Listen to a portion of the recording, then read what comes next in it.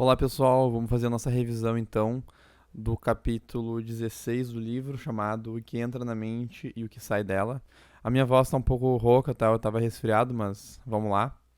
A gente está então iniciando a nossa quarta parte do livro, certo? O homem como conhecedor, que é onde a gente vai ver Aristóteles e a sua lógica, tá? Mortimer Adler comentando isso. O que é a lógica em Aristóteles? A lógica nada mais é do que uma arte cujo objeto é o próprio pensamento humano, é o próprio pensar, o próprio raciocinar humano. Então, como todas as operações do homem e das coisas, elas podem ir por um caminho melhor do que os outros caminhos, um maneiro mais próprio, e aí se essa operação for por esse caminho mais próprio, ela se dá bem, ela opera melhor. Então, o nosso pensamento também vai ter um caminho correto.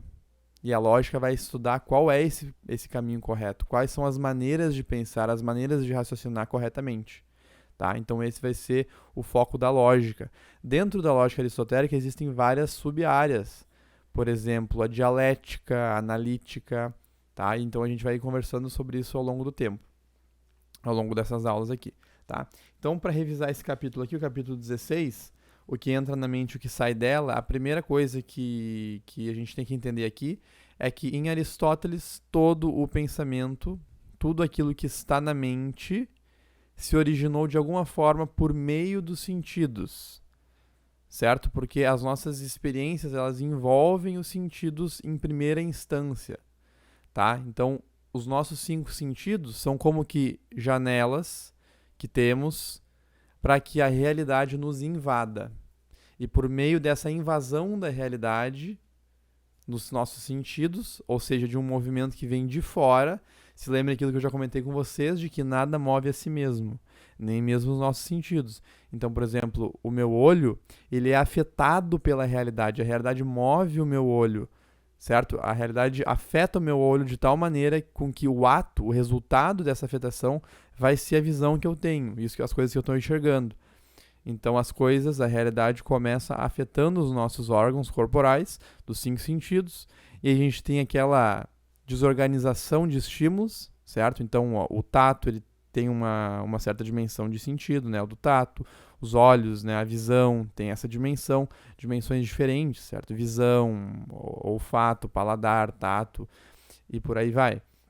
Então o homem ele precisa de alguma maneira agrupar isso para que tenha uma experiência sensível de alguma coisa. E o Pop tá conversando agora. Pop?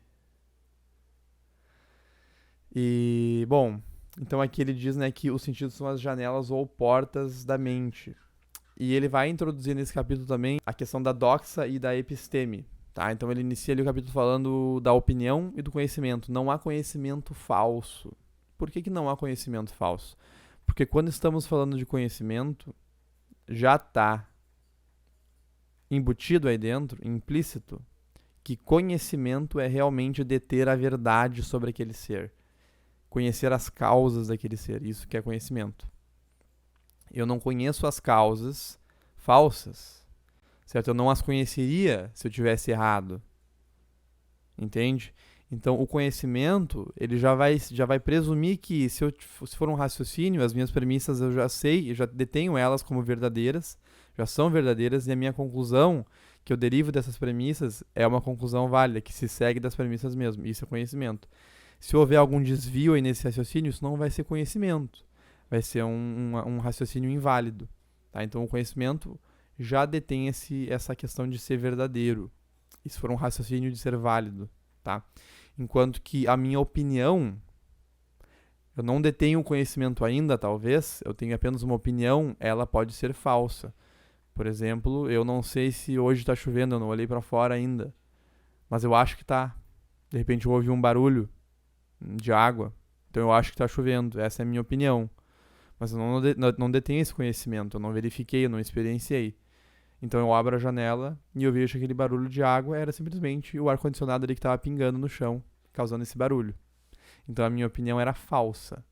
Mas agora eu detenho aquele conhecimento, o ar-condicionado está pingando, o dia está limpo, então hoje não está chovendo. Agora eu detenho esse conhecimento. Hoje não está chovendo, tá? Pois bem, então já falamos dos 5 sentidos, tá? Vamos avançar aqui.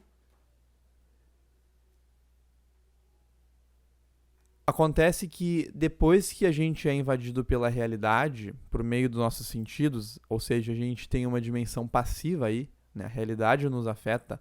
O homem, ele como que abraça essa realidade? Ele abraça ela, ele agrupa, ele condensa em uma experiência.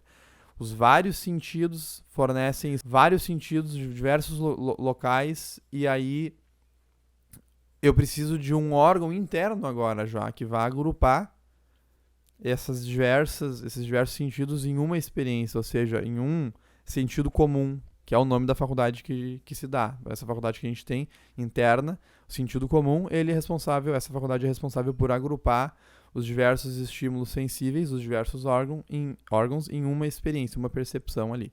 Tá? A partir disso, a gente já conversou sobre isso, o homem vai formar aquilo que a gente chama de fantasma, por meio da imaginação. A imaginação vai agrupar todas as nossas experiências sensíveis daquela mesma coisa, daquele mesmo tipo de coisa. Por exemplo, todas as vezes que a gente interagiu com um cachorro, a imaginação vai ir agrupando essas experiências em uma imagem. O produto da imaginação é uma imagem. E essa imagem ela é guardada na nossa memória. Então a gente sempre tem uma imagem sensível na nossa memória das coisas com as quais a gente interage. Tá? A partir dessa imagem sensível, a gente é capaz de abstrair a essência, a natureza, certo? Então eu tenho uma parte aqui que eu queria ler para vocês. Ó. Para Aristóteles, apreendemos as naturezas dos cães e dos gatos por meio da nossa ideia ou compreensão daquilo que é um cão ou gato. Como assim a gente aprende a natureza do cão por meio da ideia? É que aqui está muito resumido. A gente aprende a essência por meio do fantasma, certo? Como a gente já explicou, é do fantasma já interno a nós, a nossa memória, já entendido dessa maneira, que o nosso intelecto vai abstrair a essência da coisa. Tá? Então, ó, vejam como aqui a gente está falando já dos processos da razão, das 3 operações da razão. O que é razão? Razão justamente porque divide. O que a razão divide? A razão divide a forma da matéria. Então, na coisa, ela é feita de forma e matéria, como a gente já conversou, certo? O princípio ilemórfico. Todas as coisas sensíveis do mundo são formadas por matéria e forma, compostas por matéria e forma. A razão consegue abstrair desse composto a forma. Então, ele separa matéria e forma, e a forma vai indo cada vez mais profundamente para o nosso intelecto. Então, a gente vai abstraindo isso em partes, tá? O que a gente não vai aprofundar aqui. Mas, então, a gente já vê aqui, ao produzir ideias, nossas mentes tomam as formas das coisas e as transformam em ideias pelas quais compreendemos a natureza das coisas que tem essa ou aquela forma. Então, é simples aqui, a gente já conversou sobre isso. É o intelecto abstraindo a essência do fantasma. Tá? Depois ele vai falar o seguinte, o pensamento vai mais longe, ele relaciona as ideias que produz. Olha só, aqui já estamos entrando, o Mortimer Adler não fala isso, mas já estamos entrando na segunda operação da razão. Qual que é a primeira? A abstração da essência, de uma coisa simples. Então eu abstraio a essência de cão, de gato. Vejam, não há composição aqui. Cão é uma unidade, gato é uma unidade, são unidades, são formas unitárias, certo? Conseguem entender isso? São unidades básicas da realidade. Em São Tomás de Aquino, isso pode receber o nome, por exemplo, de simples intelecção. Quando eu intelijo, quando eu entendo por dentro, quando eu entendo a forma da coisa enquanto unidade. Tá? Nessa primeira operação, não há verdade ou falsidade. Por quê? Porque eu não estou afirmando nada sobre essa unidade, sobre este ser. Eu não estou afirmando o cão é legal, o cão é bonito, o cão é de tal raça. Não. Eu estou simplesmente inteligindo a sua essência. Estou inteligindo ele enquanto cão. E por que não há verdade e falsidade aqui? Porque se não fosse uma intelecção de cão, seria de algum outro ser. Entendeu? A gente não erra nisso. A simples intelecção, que é a primeira operação, né, da simples apreensão da essência, ela nunca erra, porque ela é própria daquela coisa que a gente está inteligindo, que está na nossa frente. Não, que está no fantasma, certo? Não necessariamente na nossa frente. Pois bem, depois da gente ter na nossa mente as simples intelecções, os simples conceitos, cão, gato, casa, carro, homem, esse tipo de unidade, substantivos, certo? A gente consegue ir além, a razão vai além. Ela compõe e divide esses conceitos. Um cão, ele tem rabo, ele tem patas, ele tem focinho.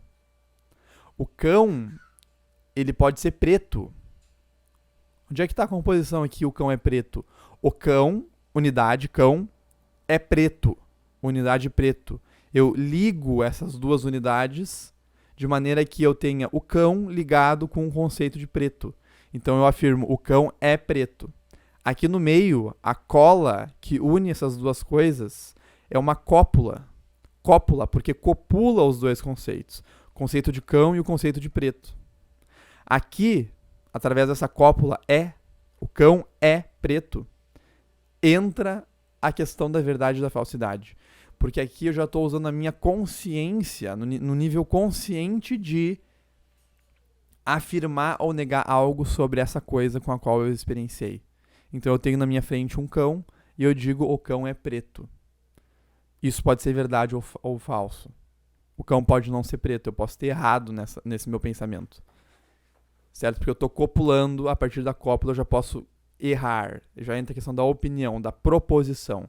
Então o resultado da primeira operação é esse simples conceito, essa simples intelecção. O resultado da segunda operação da razão já é uma intelecção composta. Já são frases, já são proposições.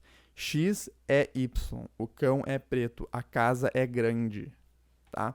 E finalmente ele vai falar bem brevemente aqui no final da terceira operação da razão, que é a do raciocínio. Se eu tenho frases, se eu tenho proposições, agora eu posso encadear as próprias proposições. Então, por exemplo, a mais clássica de todas. Todo homem é mortal. Isso é uma proposição. O que eu estou agrupando aqui?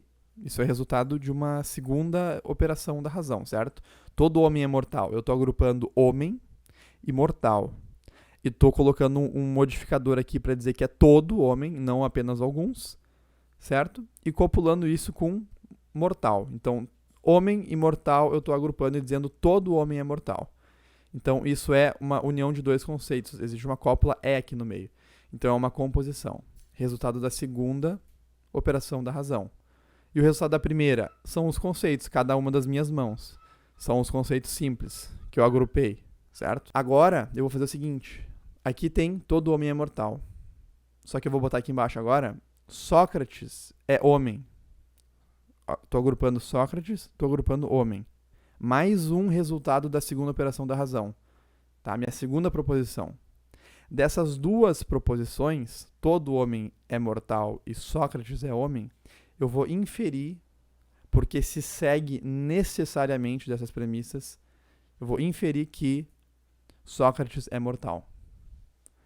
Porque Sócrates é um homem e todo homem é mortal. Então Sócrates é mortal. O que eu fiz aqui? De dois conhecimentos que eu já tenho, todo homem é mortal, Sócrates é homem, eu descobri, eu entendi, eu pensei, eu adquiri um novo conhecimento, que é Sócrates é mortal. De dois que eu já tinha, eu descobri um novo. É assim que procede o conhecimento humano. De coisas que eu já sei, eu encontro coisas novas que eu ainda não sabia. Eu atualizo essa potência. Certo? E essa é a terceira operação da razão, chamada raciocínio. Esse encadeamento de proposições na forma de um raciocínio. Tá? Pessoal, então, esse é o resumo até então deste capítulo. Então, obrigado.